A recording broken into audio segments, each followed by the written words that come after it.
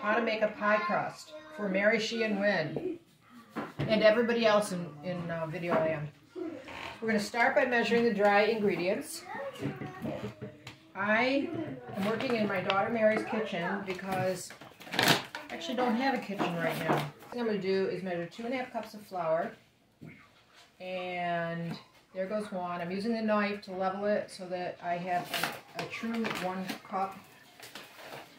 Now, at home, I don't measure flour like this because I have a canister and it's got a wider neck. It's a little easier, but it's not really that important.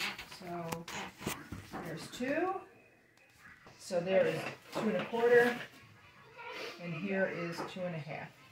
I need 2 tablespoons of sugar. This would be a sugar measure. So Mary is my soap making daughter, so sometimes you have to go into her soap shop to retrieve things too. 1,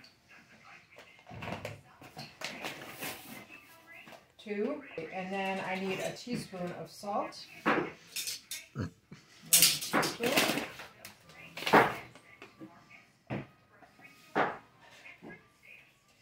However, I gotta tell you, it's lovely to know that my children each have a kitchen that you can use. Because, you know, that way when I get thrown out of my own house, I'll have someplace to go and make pies.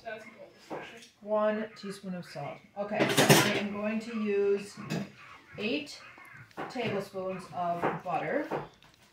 And butter comes conveniently marked on the edge in tablespoons, so 8 tablespoons is a stick of butter. I'm going to cut this up because I don't want to tax the food processor unnecessarily.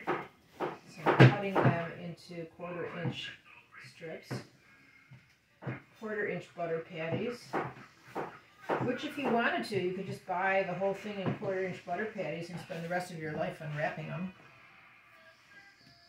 So I use a combination of butter and lard because the butter gives it flavor and the lard gives it flakiness. And I would never want to make a pie that was less flaky than me.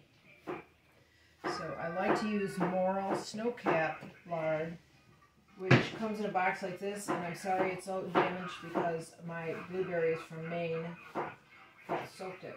But I need 12 tablespoons of the lard, and that's easy to do with a Morel Snowcap because I can cut them 1-pound block into quarters and then use 1½ of those quarters. The other option is to buy lard in this form, and it works just fine, and the lard is just fine, but you have to measure it with a measuring spoon, and I find it's a pain in the. So I'm going to cut this up just the same way as I did the butter, just to save some wear and tear on that food processor.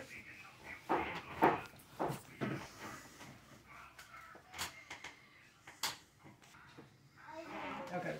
So the lard is getting up to room temperature here, and the closer it gets to room temperature, the harder it is to slice.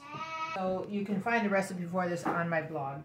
I'm going to dump all of this stuff into this cheerful little food processor, making sure that all the pieces are down before I start.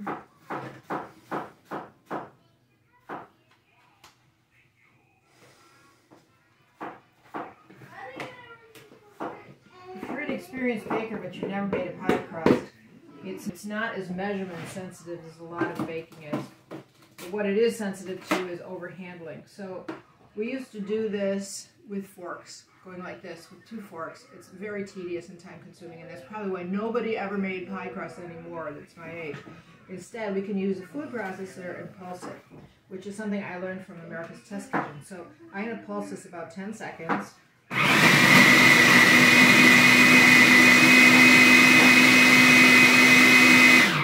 And I'm going to check it.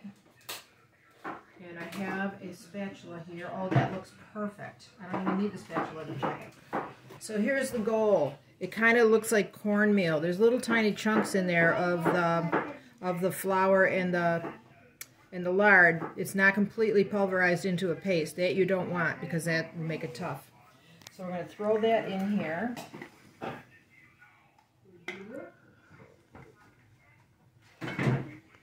And traditionally you add 6 to 8 tablespoons of ice water.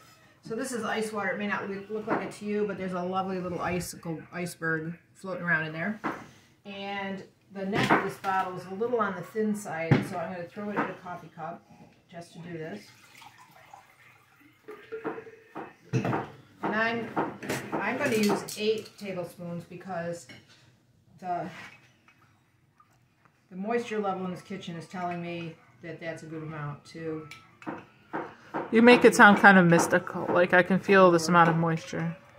5, 6, 7, 8, and now the house is on fire. So why did I say that? There's some things that you just have to know by feel, and it's not mystical. I just know that when I put this together, I have to be able to get it to stick. See, I'm rolling it around here. I have to be able to get this to all stick together into 2 clumps, so I can make 2 balls, form them, wrap them in saran wrap, and let them rest in the refrigerator while I go ahead and make the next bunch of them. Here's lump A, here's lump B. They're going in the refrigerator to rest. I want to go in the refrigerator to rest.